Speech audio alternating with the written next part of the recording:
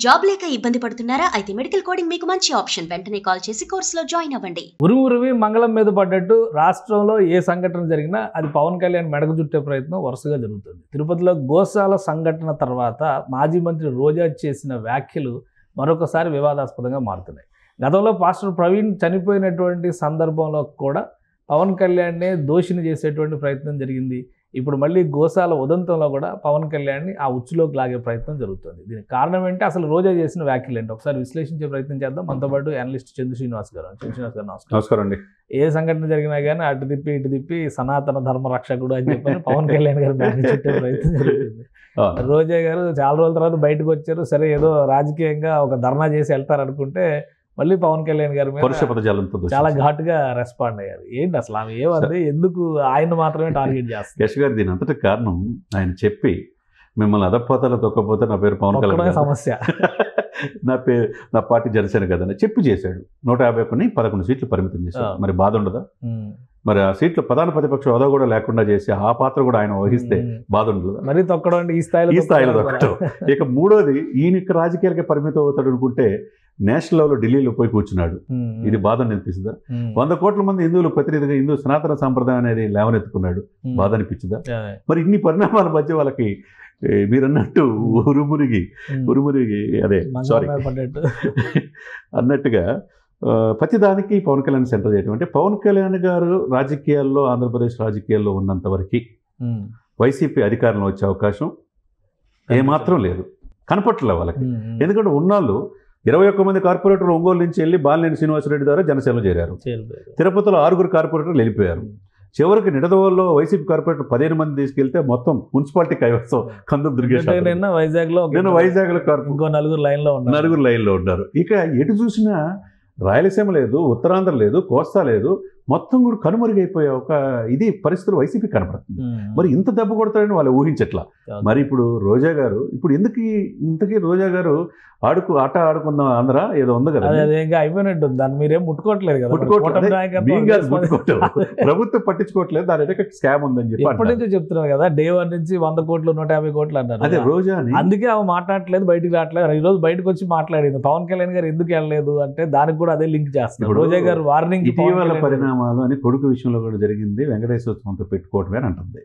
అసలు వెంకటేశ్వర స్వామితో పెట్టుకుంటే ఏందనేది వీళ్ళకి తెలిసినంత ఎవరు తెలియదు. ఈమె 45,000 ఓట్లతో మెజార్టీ నగర ప్రజలు నువ్వు కాదని చెప్పి అనుకున్నారు. ఈమె రంగులు వేసుకునే వాళ్ళు సినిమా అసలు కార్పొరేటర్ కూడా గెలవడని చెప్పి విమర్శించిన రోజా గారు తిరుపతిలో ఉండి మాట్లాడటం దెయ్యాదులు వేదాలు వల్లించినట్టుగా ఉంది. ఇవన్నీ కూడా చూస్తూ ఉంటే ప్రతిదానికి ఆయన్ని మార్క్ చేసినంత మాత్రం ఆయనకి ఆపేవి తగ్గదు. ఇక్కడ తిరుపతి తిరుమల పవిత్రమైన ప్లేస్లో ఏం జరుగుతుంది? హిందూ పరిరక్షకుడిగా మీరు జగన్మోహన్ రెడ్డి గారిని ప్రొజెక్ట్ చేసుకోవాలన్నా జనం నమ్మే పరిస్థితులు లేరు. మరి ఈ సిచ్యువేషన్స్లో ఏం చేయాలా? ఇప్పుడు అన్ని జిల్లాలు పోతూ ఉంటే ఇక తిరుపతిలో ఉన్న గురుమూర్తి ఎంపీ గారు కావచ్చు, లేకపోతే బొమ్మన కరుణాకర్ రెడ్డి కావచ్చు, చెవిరెడ్డి గారు కావచ్చు, వీళ్ళందరూ ఏది మాజీలు అయిపోయారు. ఒక వ్యక్తి ఎవరున్నారు ఇక అక్కడ కొద్ది గొప్ప గురుమూర్తి ఒకళ్ళు, తర్వాత పెద్దిరెడ్డి గారు, వీళ్ళే కనపడుతున్నారు. వీళ్ళందరూ కూడా లేదు, అవకాశం లేదు.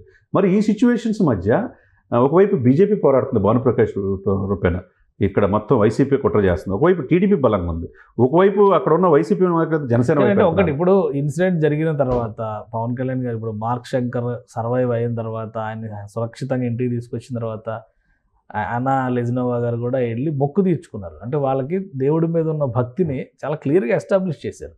ఇందులో పవన్ కళ్యాణ్ గారికి శాపం లేదంటే హెచ్చరిక లేదా పవన్ కళ్యాణ్ గారు చేసిన తప్పుల వలన ఈ ప్రమాదం జరిగింది అనే విశ్లేషణ కొద్దిగా ఆసక్తికరంగా ఉంది. అసలు ఏంటి ఆ ఉద్దేశం ఏంటి? ఎందుకు దీన్ని కలిపి చెప్పే ప్రయత్నం చేశారు? ఏంటంటే ఇప్పుడు పాస్టర్ ప్రవీణ్ మృతి ఎందుకు జరిగింది అనేది అశోక్ కుమార్ రాజు గారు పూసకొచ్చినట్టు చెప్పారు. అది అప్రస్తుతం. దానికి పెద్ద చేసిన కేఏ పాల్ గారు లేకపోతే ఇంకొకళ్ళు ఎవరు పాస్టర్ అజయ్ని అరెస్ట్ చేశారు, లింగం లేకపోతే హర్షకుమార్, వీళ్ళంతా కూడా చివరి వరకు ప్రయత్నం చేస్తున్నారు. నిన్న హైకోర్టులో కూడా కేఏ పాల్ కూడా జరుగుతుంది. ఇవన్నీ కూడా సరే, ఇవన్నీ కూడా ఏంటంటే ఎక్కడో జరిగిన ఇన్సిడెంట్కి ఆయన ముడిపెట్టడం కాదు. 165 దేవాలయాల మీద గత 5 సంవత్సరాలు జరిగినప్పుడు అంతర్వేదులు రథం తగలబెట్టినప్పుడు పిచ్చోడు తగలబెట్టాడు అన్నారు. అప్పుడు ఏం మాట్లాడలేదు వీళ్ళంతా హిందూ ధర్మ పరిరక్షకులు. ఏమనాలి వీళ్ళని? వీళ్ళంతా ఏంటంటే ఇప్పుడు అవకాశం అందిపుచ్చుకొని ఏదో మాట్లాడాలని మార్క్ శంకర్కి పరిణామానికి పవన్ కళ్యాణ్ని చేసుకుంటే ఎంతవరకు సమంజసం? అసలు మీకోసం మీ అపవిత్రమైన లడ్డు కోసం ఆయన 11 రోజులు పాశ్చాత్య దీక్ష కాలినడకని వెళ్ళి చేయటం అవసరమా? ఈ హిందూ సమాజం కోసం చేశాడు తప్పితే తన బిడ్డ కోసం కూడా చేయాల. ఇప్పుడు ఆ బిడ్డ కోసం అన్నాలజనో వెళ్ళి బొక్కు తెచ్చుకొని తలనీలాలు సమర్పిస్తే రోజా గారు తలనీలాలు సమర్పించమని నమ్ముతారు? హిందూ ధర్మ పరిరక్షణకి జగన్మోహన్ రెడ్డి గారు రోజా గారు చిత్తశుద్ధితో ఉన్నారని ప్రజలు విశ్వసిస్తారు. ఇద్దరు తలనీలాలు ఇవ్వాలా, రోజా గారు ఇస్తే సరిపోతుంది. రోజా గారు ఇస్తే సరిపోతుంది. అదేవిధంగా భారతి గారితో పోయి జగన్మోహన్ రెడ్డి గారు పట్టు వస్త్రాలు ఇప్పటికైనా సమర్పించమనండి. దేవుడి మీద 5 సంవత్సరాలు నమ్మకం లేదు కదా, ఇంట్లో సెట్ చేసుకొని చేసుకున్నారు కదా, భారతి గారిని తీసుకెళ్లి పట్టు వస్త్రాలు సమర్పించుకొని అక్కడ పవన్ కళ్యాణ్ గారు భార్య అన్నాలజనలాగా డిక్లరేషన్, వాళ్ళ కూతురులాగా డిక్లరేషన్ సంతకం పెట్టమనండి. నమ్ముతారు హిందూ సమాజం. అంతేగాని హిందూ ధర్మ పరిరక్షకుడు మా జగన్మోహన్ రెడ్డి గారిని ప్రచారం చేసుకున్నంత మాత్రాన, తిరుమలలో అపవిత్ర జరిగిందని వీళ్ళు ఇచ్చేసి ర్యాలీలు చేసి రోడ్డు మీద పడుకున్నంత మాత్రాన ఎండలో కింద షర్టుతో పాటు లోపల బాడీ అంతా ఖాళీ చర్మం ఊడే పరిస్థితి ఉంటుంది తప్పితే ఏ ఉపయోగం లేదు. కాబట్టి ఇది కనీసం ఇది మతాల మధ్య కులాల మధ్య చుచ్చుపెట్టే పనిలో మానుకొని ప్రజలకు ఎందుకు 151 నుంచి 11 పరిమితం అయిపోయాము? చివరికి పవన్ కళ్యాణ్ గారిని నువ్వు అసలు అడుగు పెడతావా, నువ్వు అసెంబ్లీ గేటు కూడా దాటలేను అని చెప్పన్నారు రోజా గారు. వెళ్ళే పరిస్థితి ఏమైపోయారు? ఆమె అసలు గేటు కాదు, ఆమె ఇంటి గేటు దాటి పరిస్థితిలో ఉన్నారు. సరే ఎన్ని ఏంటంటే దేవుడు చూస్తూ ఉంటాడు. దేవుడికి అపవిత్రమైతే కలియుగ దేవ వెంకటేశ్వర స్వామి ఎప్పటికప్పుడు వాళ్ళకి ఇచ్చే అవకాశం స్పష్టంగా శుద్ధి చేస్తాడు. No doubt at all. వెంకటేశ్వరకి ఎవరు చెప్పాల్సిన పని లేదు, ఆయన చూసుకుంటాడు. చాలా సందర్భాలు ఉన్నాయి కూడా, మనం చూసిన సందర్భాలు అనేకం అనమాట. కాబట్టి పరమ పవిత్రమైన తిరుమల తిరుపతి ఆ దేవస్థానం మాటన ఈ రాజకీయాలు చేయటం వల్ల వాళ్ళకే లాస్ తప్పితే పవన్ కళ్యాణ్ గారు చంద్రబాబు నాయుడు గారికి పోయేది ఏమి ఉండదు. రైట్. ఇప్పుడు పవన్ కళ్యాణ్ గారు తిరుపతి పర్యటన రద్దవడానికి కేవలం ఆరోగ్య కారణాలే సార్. నిన్న 16th పనగారి వీళ్ళు 16th కమిషన్ వచ్చింది. పాపం చేతి నిండా సెలైన్ పెట్టుకుని వచ్చాడు సార్. అది కూడా నటన అంటే మీరు ఏమి నమ్మాలా? పాపం అప్పటికి వచ్చేసి మళ్ళా హైదరాబాద్ వచ్చేసాడు. ఆయన రెస్ట్ తీసుకోమని డాక్టర్లు చెప్పారు. మరి 5 మధ్య ఈ రోజు వెళ్ళలేకపోవచ్చు వస్తున్న పరిస్థితి. ఈ రోజు కాకపోతే రేపు వెళ్ళకుండా ఎవరి వాళ్ళకి ఇవ్వకుండా ఏమి ఉండడు. ఆయన లెక్క సెటిల్ చేస్తాడు. గబ్బర్ సింగ్లో ట్రీట్మెంట్ లాగా నిజ జీవితంలో రాజకీయ నాయకుడు అయిన తర్వాత ఎవరికి విత్ ఎవిడెన్స్ సహా చూపిస్తాడు. ఇప్పటికే సరస్వతి భూముల్లో ఏం జరిగిందో చూపించాడు, అటవీ భూముల్లో సజ్జల రామకృష్ణారెడ్డి ఏం చేశారో చూపించాడు, పెద్దిరెడ్డి ఏం చేశారో చూపించారు. కాబట్టి ఇప్పుడు ఆ యొక్క హిందూ సనాతన కాపాడడానికి అందరికంటే ముందు పవన్ కళ్యాణ్ ఉంటారు. రోజా గారు ఏం భయపడాల్సిన అవసరం లేదు. అన్నిటికీ లెక్కలు చేర్చే ఇదిలో పవన్ కళ్యాణ్ గారు వస్తారు. థ్యాంక్ యూ చంద్ర శ్రీనివాస్ గారు. ఇది రోజా గారు చేసిన సవాళ్ల విషయంలో అనవసరమైన ఉలికిపాటు ఎక్కువ కనిపిస్తుందని చంద్ర శ్రీనివాస్ గారు విశ్లేషిస్తున్నారు. ఇక నిజంగా చిత్తశుద్ధి ఉంటే, హిందూ ధర్మం పైన ఆసక్తి అనురక్తి ఉంటే ముందు రోజా గారు తలనీలాలు సమర్పిస్తే ప్రజలు నమ్మే అవకాశం ఉంటుందని హెచ్చరిస్తున్నారు చంద్ర శ్రీనివాస్ గారు. ఇది special discussion. Keep watching. Job లేక ఇబ్బంది పడుతున్నారా? అయితే మెడికల్ కోడింగ్ మీకు మంచి ఆప్షన్. వెంటనే కాల్ చేసి కోర్సులో జాయిన్ అవ్వండి.